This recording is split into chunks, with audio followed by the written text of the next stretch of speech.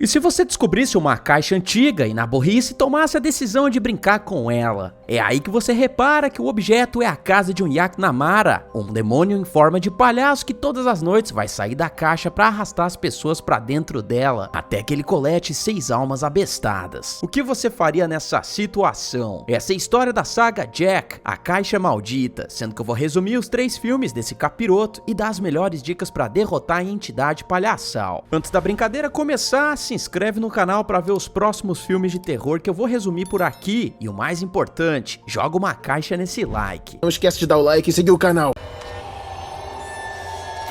O filme se inicia quando conhecemos Norman, um vovô que, em vez de aprender a pescar, preferiu arranjar outro hobby para curtir os anos de aposentadoria. Nesse caso, brincar de caça ao tesouro, já que o cara descolou um detector de metais no Mercado Livre e tá tentando achar algo bem mais valioso debaixo da terra. Hoje é o dia de sorte dele, porque o danado encontra uma caixa de música. Aliás, se no Brasil a gente tem o China Box, lá na gringa eles preferem a Jack in the Box, que é o nome dessa vitrolinha que as crianças geralmente brincam nos países saxões, ou pelo menos brincavam, porque agora eles só querem saber de assistir Galinha Pintadinha no tablet da mamãe. Graças a Deus essa parada não ficou popular por aqui, já que o artefato vem direto do inferno. Quem não dá bola pra esse pequeno detalhe é a esposa do vovô, que se mostra bem prestativa na arte do manuseio da capirotagem alheia. Bom, pelo menos até um demônio em forma de palhaço a arrastar pra dentro da caixa bem na frente de Norman, que fica completamente em pânico. A primeira dica pra derrotar esse filme vem agora, já que, mano, qualquer pessoa em sã consciência não iria sequer tocar numa caixa medonha dessas. Dá pra ver que o local onde Norman achou a caixa não fica nem perto do mar, então não tinha a possibilidade da maré ter coberto a capirotagem aí. Isso quer dizer que alguém propositalmente enterrou a mandinga para que ela não fosse encontrada por outras pessoas. Dane-se, porque 10 anos depois nós conhecemos o nosso herói com nome de mulher, já que ele se chama Cassie. Cassie é americano, porém depois que ele passou por uma tragédia decidiu se mudar para a terra nublada da rainha Elizabeth, justamente para recomeçar a vida ao trabalhar no museu. Lá ele conhece outra funcionária chamada Lisa, uma garota que tá acomodada no trabalho e que ainda mora com a mãe doente. Por que eu tô citando isso? Na verdade eu não sei, já que esse é praticamente todo o desenvolvimento que a personagem tem na trama. É isso, o fim, the end. Cassie se enturma com ela e os dois começam a fazer o inventário dos novos itens recebidos pelo museu recentemente, até que o cara dá de cara com a mesma caixa do palhaço capiroto do começo do filme. Os dois se ligam que se trata de uma Jack in the Box, e o que o Lazarento faz? Ele abre a porcaria da caixa. De novo, não! Inicialmente nada acontece. Bom, na verdade um palhaço em formato de fantoche feio da peste sai da caixa e fica ali encarando a sala onde Cassie se encontra. O que mais me deixa incomodado nessa cena é essa porcaria de alavanca digital feita no Movie Maker, porque olha que efeito lixo. Custava a produção ter colocado uma de verdade? Dane-se, porque naquela mesma noite vemos 2 meliantes invadindo o museu para fazer a rapa e não ter que trabalhar o resto do ano. Eles decidem se separar para terminar o serviço mais rápido, porém um deles tromba com a caixa.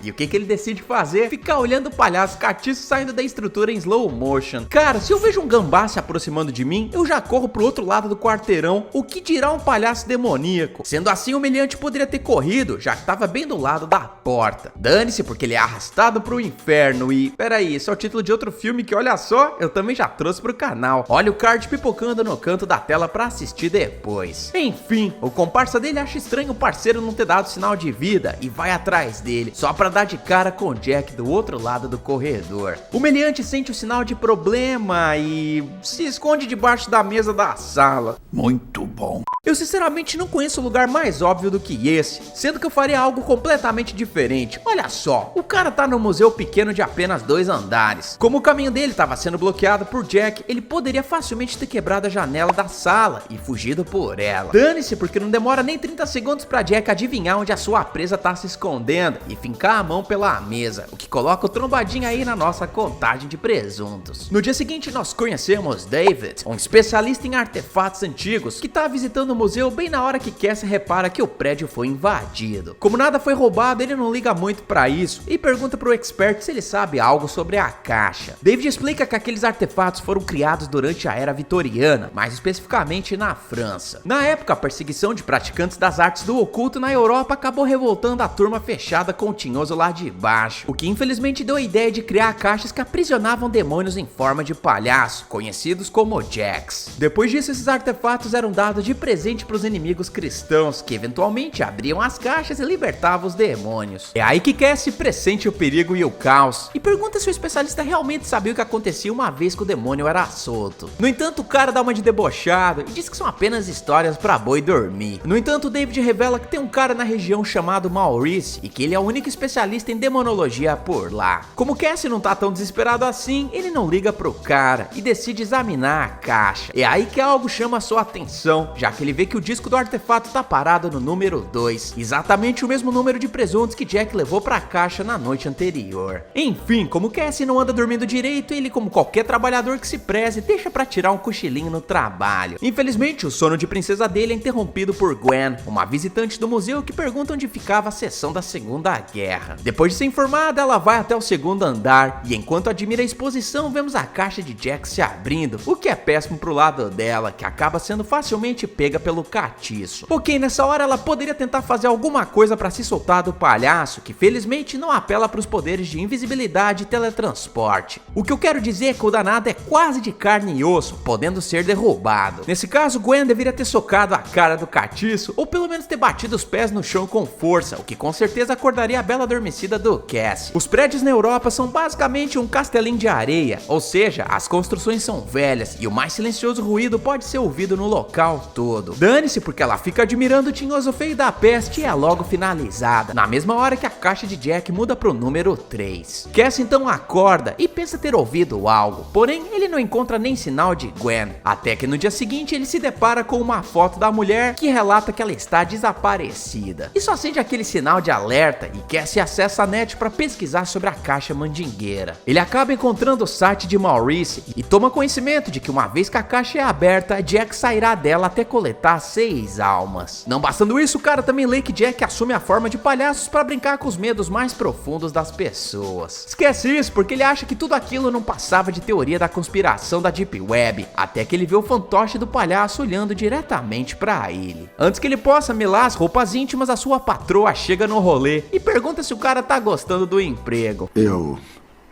caguei nas calças. Apesar dos apesares, Cassie diz que sim, e é instruído pela chefe a colocar a caixa na seção de brinquedos. O cara faz isso e logo depois bate o ponto para tomar uma cervejinha no bar. Infelizmente, a faxineira do local tinha aceitado fazer uma horinha extra, o que a deixa sozinha com a caixa do mal. Ela olha o artefato enquanto limpa o vidro da exibição. No entanto, em questão de segundos, a parada magicamente desaparece e reaparece no pé da escada. Não demora muito para a mulher se ligar que a capirotagem é braba e mete o pé, porém a porta de saída tá trancada e ela é logo finalizada pelo palhaço danado. Cara, eu daria novamente a dica pra ela fugir pela janela. Contudo, pra gente não se repetir por aqui, ela pelo menos poderia ter sentado em cima da caixa. Se vocês repararem, a entidade precisa abrir o artefato pra sair dela. Portanto, essa estratégia em teoria daria mais tempo pra mulher viver. Dane-se, porque ninguém liga pra ela. No dia seguinte, a gente finalmente entende o motivo de Cassie estar dormindo mal, já que ele é atormentado por pesadelos envolvendo a sua ex-noiva. O cara se culpa pela morte dela, o que eu particularmente tenho que concordar nessa situação. Ele acaba revelando pra Lisa que quando morava nos States tinha recebido uma ligação da noiva no meio da madrugada. Na ocasião, como o cara queria dormir na paz do Senhor, ele simplesmente rejeitou a chamada. Foi no dia seguinte que Cassie descobriu que a sua noiva estava sendo perseguida por um meliante, que infelizmente a tramontinou sem dó. Antes que Lisa fique solidária demais, o detetive Martin entra em cena e revela que a faxineira tá desaparecida. Cassie então é levado pra delegacia pra prestar depoimento, mas diz não saber de nada. Pensando melhor, ele pergunta pro policial se ele já tinha investigado algum crime envolvendo o paranormal. O quê?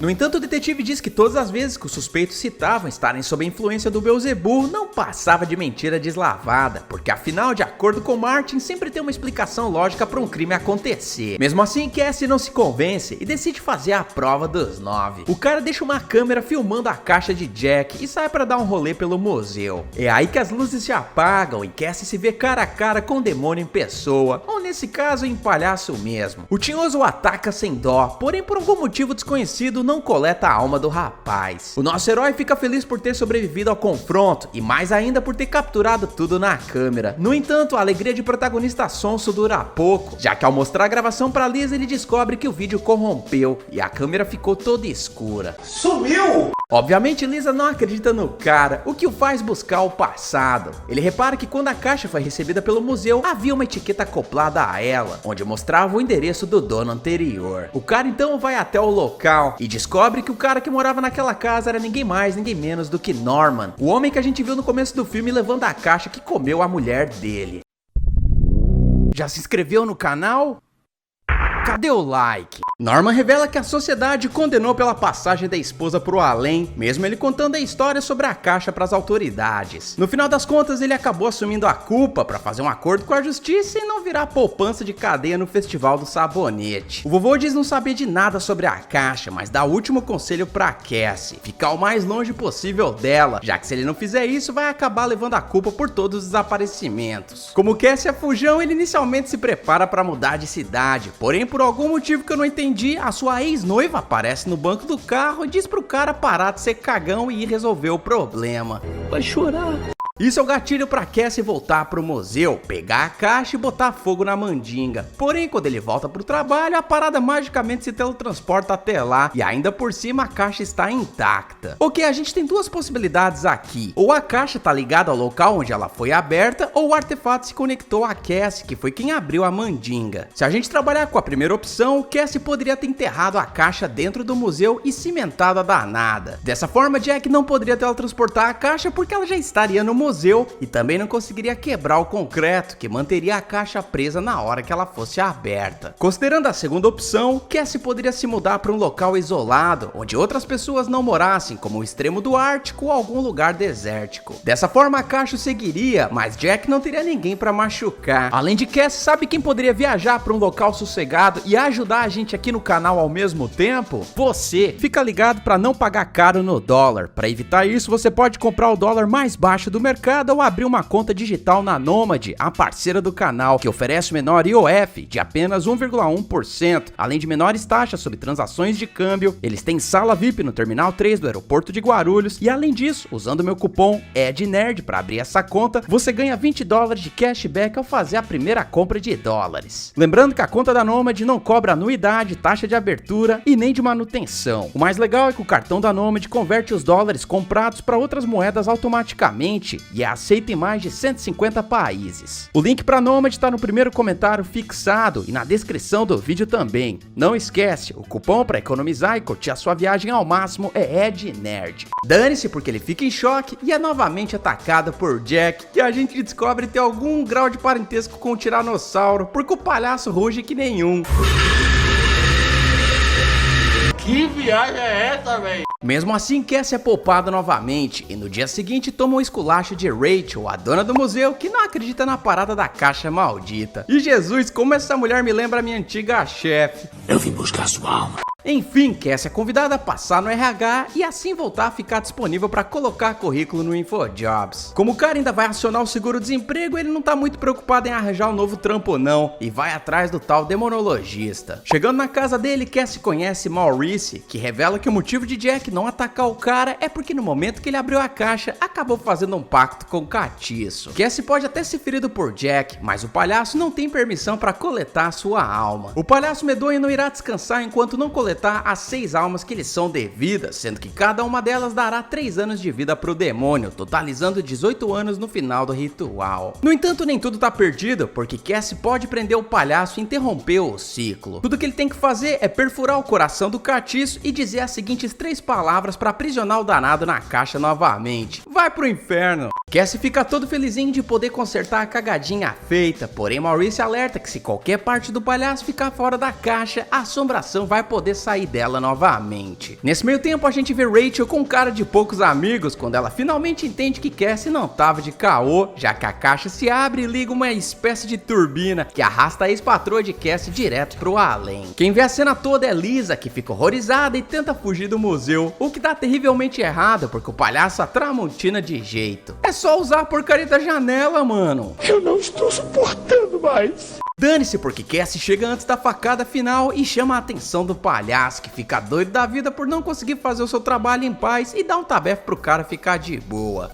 Cria vergonha, cara, vai trabalhar. O palhaço então volta sua atenção pra Lisa, porém Cassie acorda e desce as escadas correndo. Só que, mano, alguém me explica por que quando ele chega na sala ele simplesmente resolve se arrastar pelo chão? Tem demência? Era muito mais fácil se ele fosse correndo e finalizasse o palhaço do mal sem enrolação. Dane-se porque ele eventualmente pega um atiçador de lareira e perfura o coração de Jack, ativando a turbina da caixa maldita. O palhaço tenta resistir, mas o ventilador do capiroto é mais forte e acaba sugando o danado, fechando assim a caixa de uma vez por todas. Cassie acha que venceu a guerra, mas por seu azar a polícia chega na mesma hora e o acusa de ter atacado Lisa. O cara é preso e forçado a confessar na cadeia, enquanto Lisa se recupera e vai até Maurice perguntar sobre a tal caixa. É aí que o demonologista explica que se Lisa conseguir manter a caixa fechada por 15 anos, Jack irá morrer, já que ele só conseguiu coletar 5 almas em vez de 6, o que faz Lisa ter a ideia de enterrar a parada na areia novamente. Cara, eu sinceramente acho que a mulher deveria ter colocado a parada numa urna e afundado o trambolho no oceano, já que seria muito mais difícil da caixa ser encontrada do que em terra, como a gente bem pôde ver no começo desse filme. Dane-se porque na sala de interrogatório vemos Cassie olhando para as evidências do crime e reparando que uma das garras de Jack ficou pra fora da caixa, o que infelizmente permite que o tinhoso saia do artefato para coletar a alma de Lisa, que se lasca bonito. Já era! O filme se inicia numa noite sombria na mansão Marsdale, quando nós conhecemos a matriarca da família, chamada Olga, uma americana montada na grana que contratou os serviços de Huxley, um tipo de caçador de tesouros perdidos. O cara encontrou a caixa de Jack, o artefato que aprisiona um palhaço demoníaco, que ao ser solto usa suas garras de senhor seriguejo para arrastar 6 vítimas bestas para dentro da caixa. Huxley diz que encontrar a caixa deu muito trabalho, especialmente depois que um cara tinha dito para as autoridades que um palhaço danadinho apresentou os colegas de trabalho dele. E sim, o cara tá se referindo ao protagonista do primeiro filme, que eu não vou perder tempo tentando lembrar o nome. Ninguém se importa.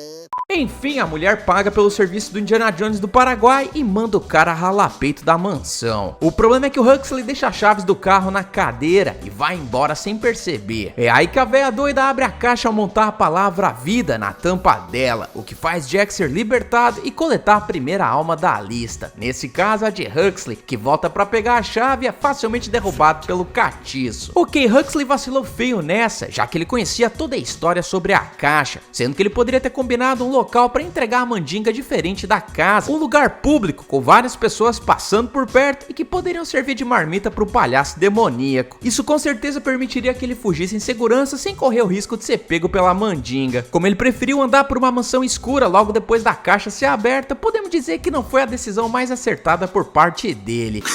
Mas que idiota! Enfim, no dia seguinte nós conhecemos o filho de Olga, chamado Edgar. O cara comanda as operações da mansão e contrata a Amy pra ser a nova empregada da casa. Tudo que vocês têm que saber sobre ela é que a mulher vai ganhar muito dinheiro pra não limpar porcaria nenhuma, já que esse filme não tem uma cena mostrando ela passando a vassourinha pelo chão. Amy recentemente terminou com um namorado que tá desesperado e mandando várias mensagens de texto pra ela. Qual a importância disso que eu acabei de falar? Eu acho que o roteiro vai explicar em algum ponto. Bom, talvez não. Nesse meio tempo, Edgar pergunta pra mamãe por que raiz ela gastou uma nota comprando aquela caixa se ela vai morrer em menos de 6 meses. Não interessa pra você, palhaço. A proposta, a mulher tá com câncer nos ossos e não consegue levantar da cama mais. Porém, ela explica pro filho leite com pera que aquela caixa aprisiona o Yaxtemara, conhecido como demônio da tormenta. No passado, de alguma forma, Olga acabou trombando com o diário de um demonologista que foi o criador da caixa. Na época, o cara montou o artefato a pedido de um palhaço famoso chamado Didier Debois. O cara era o maior da época dele, porém começou a ouvir umas vozes estranhas na cabeça. Não demorou muito pro palhaço perceber que estava sendo controlado por um demônio que queria mais do que tudo possuir o seu corpo. Desesperado, ele procurou o tal demonologista para espantar o catiço. No entanto, ele chegou no final da sessão, não sendo mais possível reverter o quadro de possessão. Ele então pediu que o Dumbledore de Araqueaí criasse uma caixa para que ele fosse preso e não pudesse fazer mal a ninguém. O problema é que o velho era 171 e queria ter um filho mais do que tudo. Como o cara era meia bomba, ele não conseguia engravidar a esposa e assim pediu ajuda para a caixa, que já aguardava o demônio com poder total. final. Ele então colocou a palavra bebê no topo da caixa e permitiu que o catiço saísse dela para coletar as 6 almas, antes de voltar e ser aprisionado uma vez mais. O velho brocha conseguiu o que queria, assim como o demônio, que tendo tomado as 6 almas, pôde manter a sua força dentro do corpo de Didier Dubois. Depois de ter lido a confissão no diário, Olga entendeu que se ela abrisse a caixa e fizesse um pedido, o demônio iria concedê-lo. Foi exatamente por isso que a mulher colocou a palavra vida no topo da caixa, já que a cada alma coletada pelo palhaço, Olga fica mais forte e seu câncer vai sumindo do corpo. Ah, agora eu entendi! Agora eu saquei! A mulher então pede que seu filho a ajude a conseguir mais 5 almas, sendo que tudo que ele precisa fazer é impedir que os funcionários da casa saiam dela. Por falar neles, a gente tem Frank, um cara bem feio e que acha que é o Leon Kennedy de Resident Evil, além de termos também a peguete ocasional do cara, chamada Janet. Os dois dão uma escapadinha no final do expediente pra fazer um nheco-nheco no casebre abandonado, porém a garota perde o fogo na bacurinha e volta pra mansão, deixando o cara lá sozinho. Ele tenta sair do casebre, porém Edgar tranca a porta. No entanto, Frank acha que é uma armação de Janet e pede pra ela abrir a porta. Só que ele fala isso umas 37 vezes antes de fazer algo diferente. Open the door. Open the door. Janet, open the door. Open the door. Open the door. Nessa hora ele poderia ter pegado aqueles botijões de gás do lado dele e arremessado as paradas na direção da porta, que diga-se de passagem já tá no bico do corvo e com certeza seria macetado se ele aplicasse a força correta. Outra coisa que o cara poderia ter feito era ter chutado a madeira podre da porta, mas não, porque ele prefere ficar ali dando piti e não percebe o palhaço chegando no cangote dele, que consequentemente é atravessado com a pata da criatura. Essa teria sido uma ótima finalização se a produção tivesse prestado atenção nos detalhes e não filmasse a camisa dele manchada de groselha antes mesmo do ataque do palhaço. Lixo! Dane-se, porque Edgar assiste tudo de camarote e fica com a consciência pesada de ter servido o antigo empregado de bandeja para assombração. Ele então vai até a casa de sua peguete, chamada Stacy. Lá o cara desabafa e diz que não pode continuar obedecendo às ordens da mãe, porém a mulher olha pra ele e diz que a vida dele só tá miserável dessa forma porque ele é um rapazinho leite com pera e faz tudo que Olga deseja. Como só Edgar pode falar mal da mãe, o cara fica todo ressabiado e diz pra peguete cuidar da própria vida. É aí que o cara fica interessado no celular de Stacy e, como em qualquer relacionamento saudável, decide olhar as mensagens da garota quando ela vai dar uma aliviada na bexiga. É aí que o cara descobre que a mulher andou conversando com uma pessoa chamada Work e que ela também andou deletando várias mensagens trocadas com ele. Obviamente Edgar liga pro contatinho e ouve a voz de um homem que pergunta se a mulher já tá com saudade. É aí que o rapaz leite com pera se liga que tá sendo corneado e fica todo bravinho. Ser corno ou não ser?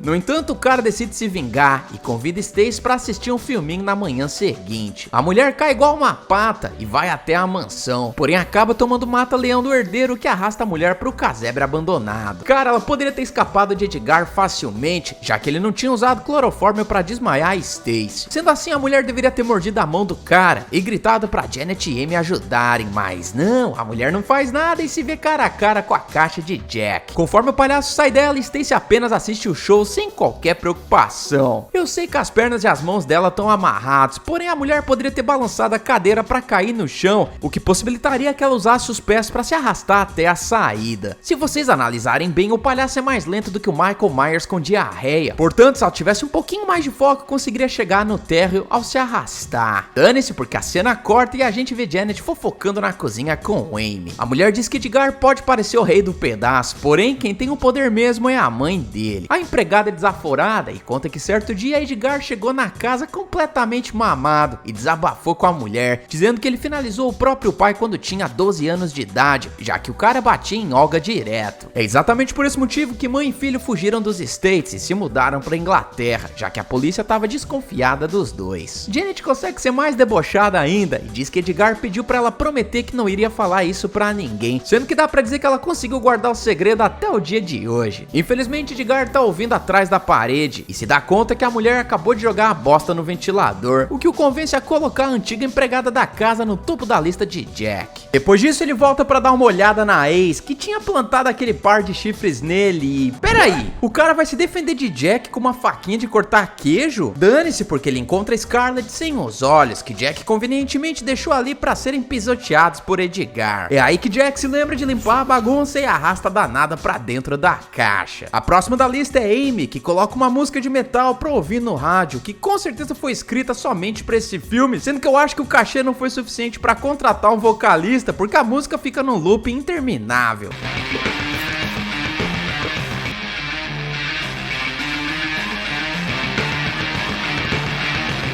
Então que Edgar chega na surdina e batiza a água de Amy com uma jujuba alucinante, o que deixa a garota melando a porta dos fundos. Ela se prepara para ir dormir quando vê Jack saindo da caixa a 2 km por hora, o que dá tempo suficiente para ela sair berrando pela casa e cair aos pés de Janet, que chega para ajudar. A garota fica de cama e ao acordar pede para ir embora da mansão. No entanto, Edgar fala para ela pensar no FGTS que ela vai perder no caso de pedir demissão, já que ele não vai fazer acordinho nenhum com ela. O cara fala que vai chamar o médico da família e que ela vai se sentir melhor depois da consulta. O profissional de saúde chega logo em seguida e faz algumas perguntas pra Amy. Ele questiona se ela por acaso tomou aquelas balinhas que causam alucinação, porém ela diz que não. O médico então abre a pasta e pensa em dar um remedinho pra mulher, porém ele volta atrás e fala pra ela descansar. É aí que o cara vai trocar uma ideia com o Edgar e pergunta por que raiz ele tá fazendo aquilo com a garota. O filhinho de mamãe se defende e diz pro cara cuidar da própria vida, ameaçando o profissional de saúde, num diálogo que deve ter sido escrito por um aluno recém-formado no pré. I'm gonna tell Amy the truth. I'm not gonna let you ruin this. You think I'm afraid of you? But you should be afraid. Afraid of what? You have no idea. O médico então entra no carro, porém não consegue sair da mansão, já que o portão dela tá trancado. Ele pede pra Edgar abrir, mas nada acontece, até que a música de Jack Capiroto começa a tocar. Como qualquer pessoa normal, o médico segue o som e é trancado no celeiro por Edgar, bem na hora que Jack tá acordando pra tomar aquele baita café da manhã. O médico fica em choque, tenta acertar uma barra de ferro no demônio, mas ele toma uma invertida e é ferido no bucho. O mais bizarro é que tinha uma parede baixa bem do lado dele, que o médico poderia ter escalado para fugir do celeiro, mas não, ele prefere ficar ali e ser finalizado e levado para a caixa. A gente então vê as duas empregadas teorizando sobre o comportamento estranho de Edgar, quando Janet fala para Amy que viu o médico recebendo muito dinheiro para dar jujubas alucinantes para a garota. No entanto, as amebas só se ligam que tem algo de errado quando Amy diz que a chave do portão sumiu do molho dela, o que significa que Edgar trancou as duas na propriedade. Bastando o fato de Frank misteriosamente ter desaparecido, ainda tem essa parada da chave, o que era motivo suficiente para as duas irem até a cozinha pegar umas tramontinas para se defenderem. Outra coisa que estava mais do que óbvia que elas tinham que fazer era não se separar em hipótese nenhuma. Depois disso, bastava que as duas fossem até o jardim e pular do portão, que tem bastante ponto de apoio para colocar o pé. Pô, Ed, mas por que raios elas não ligam pra polícia? Então, o roteiro deixa claro que sinal de celular mal funciona naquele lugar e aparentemente a casa não é equipada com uma linha de telefone fixa. Mesmo assim, essa desculpinha não cola comigo, porque eu já disse isso em vários outros vídeos que eu já trouxe pro canal. Linhas de emergência não usam os mesmos chips do aparelho para se conectarem à operadora, e sim acessam canais de rádio especiais que de certa forma não precisam da infraestrutura das operadoras. É exatamente por isso que você provavelmente já viu escrito na tela do seu celular a seguinte frase: somente chamadas de emergência. Portanto, Amy poderia ter chamado a polícia sem problema nenhum, especialmente na Inglaterra, onde a tecnologia de telefonia é bem mais avançada do que no Brasil. Dessa forma, a polícia chegaria e arrombaria o portão da propriedade sem dificuldades, mas não, porque elas resolvem procurar a chave pela casa e acabam se separando. Pô, cara, de novo! Eu tenho certeza que o Edgar escondeu a chave na gaveta mais óbvia da casa. Janet então vai até o escritório do rapaz leite com pera pra procurar a parada, mas quase é pega com a boca na botija. Pra sorte da mulher, o cara deve ter uns 15 graus de hipermetropia, com 32 de estigmatismo, porque você deve estar de sacanagem que Edgar não te viu atrás dessa mesinha pra omelete. Dane-se, porque a mulher escapa de lá. Porém, você sabe de quem ela não consegue escapar? Do Jack, já que ela vai parar no porão da casa e toma um tabefe do demônio na cara. Nessa hora ela poderia ter pegado a caixa do Jack e jogado a parada na janela que tá a menos de 2 metros dela, possibilitando que ela fugisse por lá, mas não, porque a mulher simplesmente fica ali sem fazer nada e por algum motivo que eu tô tentando entender, ela se arrasta até a porta do porão. Mas peraí, o golpe do palhaço não acertou a sua perna, ele só meteu uma porradinha na sua cara. Dane-se, porque Edgar aparece e fala que é bem feito pra ela, que não respeitou o segredinho e explanou o patrão na frente de Amy. Vai chorar.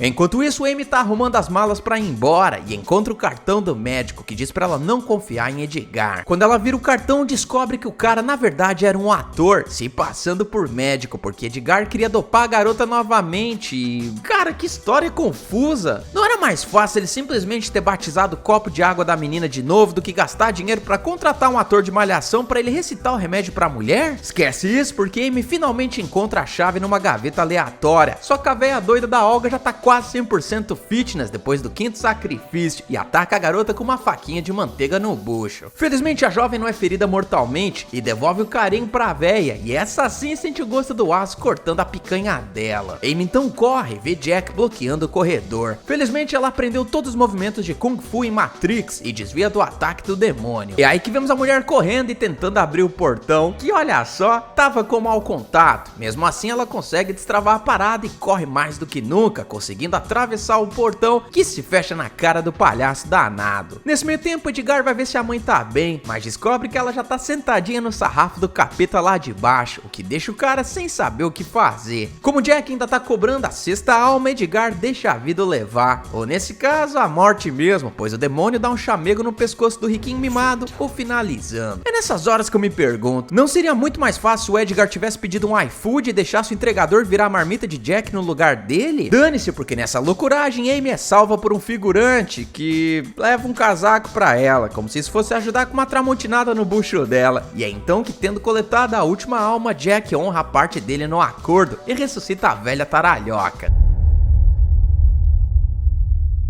O filme se inicia nos Estados Unidos, quando nós conhecemos uma garota rebelde chamada Raven. E não, ela não tem visões nessa história.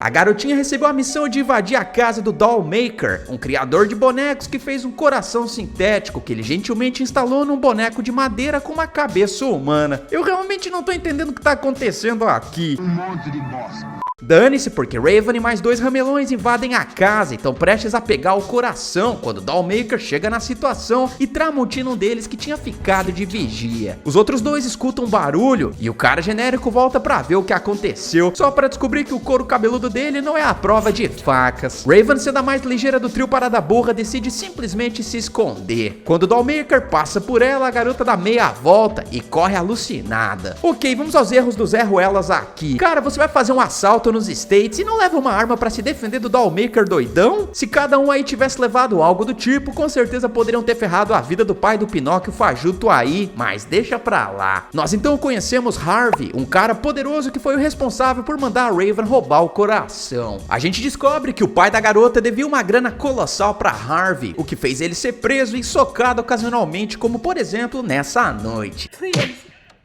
don't do this. A garota então pede mais uma chance de pagar a dívida de jogo do bicho que o pai fez, e é aí que Harvey propõe que ela encontre a caixa de Jack. O cara explica que a ricona do filme anterior era uma amiga da família dele, e acabou revelando a existência da caixa depois que ela foi curada do câncer pelo palhaço demoníaco que vivia dentro dela. Harvey foi capaz de recuperar o diário do criador da caixa, porém fracassou na tentativa de localizá-la, que segundo a tal mulher, foi escondida dentro da mansão onde ela morava. Infelizmente o local foi doado para uma escola de garotas e Harvey diz que Raven vai precisar se passar por uma delas se quiser salvar o seu pai. A menina aceita o trato na hora e embarca para Inglaterra na tentativa de se matricular no internato. Nós então conhecemos Hint, a diretora pela saco da escola, que pega o celular de Raven dizendo que os aparelhos não são permitidos no local. É então que chega a hora de Raven se enturmar com as outras garotas, que eu vou ter que perder meu tempo pesquisando o nome de cada uma. A gente tem Willow, uma garota simpática que perdeu a mãe devido ao câncer,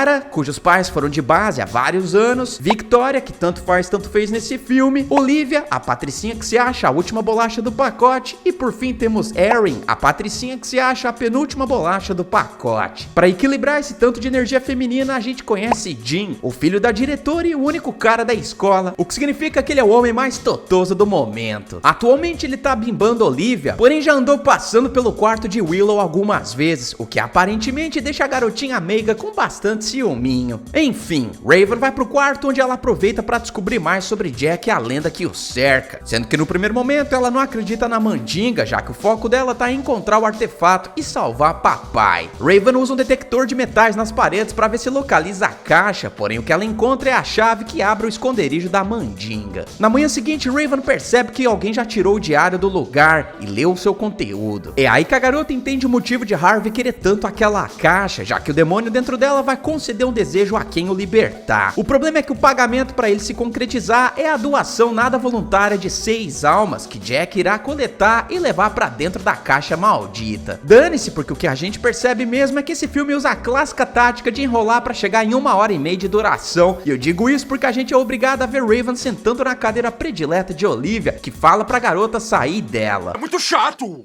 No entanto, a trombadinha é desaforada e fala que não vai porcaria nenhuma. Então Olivia pega o livro da capirotagem e começa a ler, o que deixa Raven fora de controle à medida que ela senta a mão na cara da Patricinha. Naquela mesma noite, vemos Raven usando o detector de metais nas outras paredes do internato, até que ela pega o sinal de algo atrás de uma estante de livros. Ela dá uma fuçada e vê que tem uma fechadura ali. Sem perder tempo, Raven coloca a chave e abre um cômodo secreto, onde se encontra a caixa de Jack. Antes que Raven possa mexer nela, a diretora chega procurando pela garota, o que faz a trombadinha picar a mula de lá. O mais estranho é que Hint encontra a estante, e ao se deparar com a Batcaverna, ela vê que tem mais uma pessoa dentro daquele local. A diretora então pergunta o que o indivíduo tá fazendo ali, mas a pessoa sai correndo também. Quando Hint entra no local, ela percebe que a caixa de Jack foi aberta, e mesmo assim ela persiste na cagada e apoia a mão no artefato, só pra ver a tampa se fechar bem em cima dela.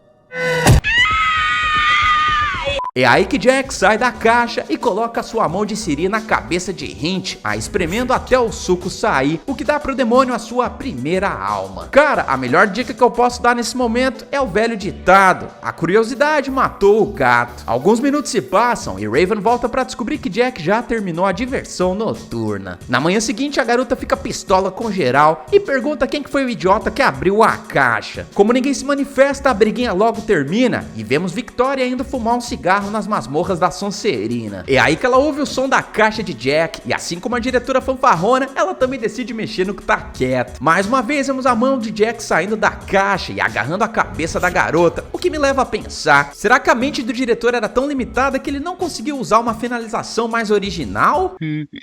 Eu tenho um probleminha. Enfim, a gente vê que o palhaço capirotesco tá insaciável, já que ele também ataca Willow assim que ela passa pelo quarto. No entanto, a garotinha é ligeira e consegue fugir dele. Raven vai atrás do barulho e acaba vendo a caixa, porém no lugar da palavra Jack tá escrito o nome Rose, o que deixa a dúvida no ar: quem raiz é essa pessoa? As Chiquititas se reúnem e Raven resolve abrir a matraca, revelando tudo que sabe sobre Jack. Isso deixa todo mundo completamente em choque, principalmente porque o pessoal aí não tem sinal de celular pra ligar pra polícia. O segundo problema é que a chave que abriu o portão da escola tava com a diretora, que infelizmente já se encontra dentro da caixa mandigueira. O que eu acho incrível é que eles ressaltam que o muro é muito alto pra ser escalado, o que, mano, não faz sentido nenhum. Eles muito bem poderiam ter feito aquela clássica pirâmide humana. Se Jim conseguisse pular a estrutura, ele poderia ter amarrado um cordão de lençóis do outro lado, dessa forma improvisando uma corda para as meninas escalarem o muro. Se vocês querem uma solução mais fácil do que essa, eu tenho também, sendo que eles nesse caso estão rodeados de mesas e cadeiras de madeira maciça, ou seja, poderiam ter empilhado a mobília no muro e pulado ele sem muita dificuldade. Dane-se, porque Erin fala que precisa escapar de lá a qualquer custo e chama o pessoal pra tentar abrir os portões na base da porrada. No entanto, como ninguém tá afim de ir junto, Erin vai sozinha. É nessa hora que eu parei e pensei: traga um Oscar de atuação pra essa garota, porque, meu Deus, em vez dela realmente fazer força pra descer a alavanca do portão, ela prefere fingir que tá fazendo força pra descer a alavanca do portão. Lixo. Infelizmente ela não comeu espinafre suficiente durante a infância e não demora muito pra Jack chegar junto e mandar a garota pra vala com uma foiçada do capeta. Dane-se, porque mesmo tendo lido o diário, Raven concorda com o plano de Jim, que basicamente consiste em destruir a caixa. No entanto, esse plano era uma baita furada, já que Olivia e Jim queriam oferecer as outras 3 poias de sacrifício pra Jack, o que completaria o ritual das 6 almas. Dito e feito, porque a dupla dinâmica tranca as garotas no cômodo onde a caixa se encontra. No entanto, os dois aí não sabiam que a fera já tinha saído da jaula. Jean e Olivia correm igual dois abestados e se escondem dentro de um armário. Só que o Jack ele vai atrás deles, porém o cara não consegue enxergar atrás das paredes e vai procurá-los em outro lugar. O mais sensacional é que o Jean tá espiando tudo por trás de uma viseira e ouve o Jack fechando a porta. Por que raios um demônio comedor de pessoas iria se importar em fechar essa parada? Dane-se, porque o palhaço é danadinho e só queria dar um fio de esperança pro casal juvenil, que ele faz questão de desmanchar ao meter a mão na cara do Jean. Olivia então aproveita o escudo ambulante pra meter o pé e avisar as outras garotas que finalmente conseguiram arrombar a porta. Só que esse filme ele veio pra inovar, porque a gente descobre que o Jack tem uma nova habilidade, e eu me refiro àquele robô de Jason, nesse caso teletransporte, porque mesmo com a porta trancada ele consegue entrar no quarto onde as garotas estão se escondendo. No entanto, o que ele não contava era que tinha uma lua de sangue no céu que de alguma forma fere o capeta, o obrigando a voltar pra caixa. As garotas então dão uma olhada na enciclopédia da Mandinga e descobrem que a lua de sangue é a única coisa que pode parar o capeta. Peraí, você vai me dizer que elas não leram a informação que a gente recebe lá no primeiro filme? Pra quem não se lembra, é dito que esse tipo de demônio pode ser facilmente derrotado se o coração dele for perfurado. Se elas tivessem feito a lição de casa, saberiam que Jack voltaria pra caixa e só poderia sair de lá se alguma parte do corpo dele ficasse pra fora, que é justamente o que acontece no final do filme original. Se as 4 finalistas se unissem, poderiam ter cercado Jack e metido o sarrafo no coração dele. Se vocês repararem bem, Raven tinha uma faca nas mãos que serviria exatamente pra esse trabalho, mas não, bora ficar ali trocando ideia até o Catiço voltar pro round 2. Outra coisa que as Poes poderiam ter feito era simplesmente arrastado a caixa e a deixado bem na direção da janela, diretamente onde a luz estava refletindo. Assim que Jack saísse da caixa, ele seria pulverizado na mesma hora. Dane-se, porque Olivia prefere usar o que ela aprendeu no livro Física para Idiotas, já que ela sugere posicionar espelhos pela casa que elas irão usar para refletir os raios lunares da lua de sangue. Eu não sei não, isso me parece meio trabalhoso, não é não? É, eu sei, o meu plano é muito mais inteligente, já que elas não precisariam ficar andando pelos corredores da casa segurando um espelhinho de 1,99. Esquece isso, porque o Diário de Jack tá cagando regra a rodo nesse filme. E eu digo isso porque Olivia lê no livro que é possível trazer a última vítima finalizada pelo palhaço, que nesse caso se trata do mozão dela, o Jean. Pra fazer isso, a garota gira a alavanca da caixa na velocidade Ayrton Senna e diz umas palavras em latim que incrivelmente conseguem ressuscitar o Jean. O problema é que a versão que volta é a do cemitério maldito, o que significa que ele agora tá fechado com o demônio. O cara então sai correndo atrás de Olivia, que percebe a cagada que fez e contribui com alguma coisa nesse filme, já que ela usa o espelhinho pra refletir a lua de sangue e derreter o namorado capiroto. Nesse balaio de palhaçada, a gente vê Willow sendo encurralada por Jack, uma cena em que o diretor não explica por que ela se separou do grupo, mas dane-se, ela precisava ir de base nessa história. Quando o trio Parada Burra pensa no que fazer, já é tarde, porque Jack aparece e dá um soco do Rock na fuça de cara, a finalizando também. Nesse momento, Olivia poderia ter corrido pra frente da janela e torcido pra Raven ser a próxima da lista, mas não, porque ela prefere correr pra parte mais escura da mansão. Oh, não. Do nada, ela toma uma paulada e desmaia. Ao acordar, Olivia fica em choque, já que bem na frente dela se encontra Erin, a sua melhor amiga. No entanto, Erin diz que só fingiu gostar de Olivia porque não queria ser zoada por ela igual acontecia com as outras chiquititas. Agora o plano de Erin é entregar a Olivia pra Jack, já que assim ela será a 6ª alma. Realmente essa é uma situação bem difícil de sair, especialmente porque os braços e pernas dela estão amarrados. Isso acaba sendo um prato cheio pra Jack, que dá uma surra de pata de siri na garota, até que ela deixa esse plano espiritual. Erin aparece pra ver se o serviço terminou, porém quando a danada olha pra caixa, percebe que apenas 5 almas foram coletadas, o que deixa a garota completamente atordoada, a ponto de também ser pega pelo catiço. A garota então é encurralada num canto, porém ela encontra um estilhaço que usa pra perfurar a barriga do palhaço. Só que, mano, independente de você estar lutando com alienígenas ou demônios físicos, você sempre deve tentar acertar os pontos vitais, como o coração e a cabeça. Sendo assim, alguém me explica por que raios ela preferiu acertar a barriga? Tudo burrice. Dane-se, porque ela é logo finalizada com o mesmo estilhaço fincado com estilo. Quando Raven chega ao resgate, já é tarde, porque Jack completa o ritual e coleta o prêmio das 6 almas. Não entendendo nada, a garota é acertada pelas costas por ninguém mais, ninguém menos do que Kara. É então que a garotinha revela que abriu a caixa depois de seguir Raven pelos corredores. Ela também diz que Harvey tinha mandado ela encontrar a parada no passado, já que em troca ele pagaria pelo tratamento da irmã dela, que estava no hospital. Como Kara era lerda, ela não encontrou o artefato artefato, o que resultou na passagem da irmã dela pro além, que olha só, se chamava Rose, o mesmo nome que tava em cima da caixa maldita. Como Jack não poderia ferir quem abriu a caixa, o soco que ele deu só serviu para nocautear a cara temporariamente. O plano dela agora é trocar as 6 almas pela irmã ressuscitada, o que acaba funcionando à medida que a gente vê a garota sendo trazida da outra dimensão. No final do filme a gente vê Raven ferida, se arrastando pela masmorra, quando o cara olha pra trás e se inspira em John Kramer pra sair em grande estilo. Fim de jogo. Pessoal, se vocês gostaram do vídeo, faz um favor pro tio e dá o like porque ajuda bastante a gente a crescer no YouTube. E também deixa nos comentários o seu top 3 dessa saga. Eu vejo vocês no próximo vídeo e valeu!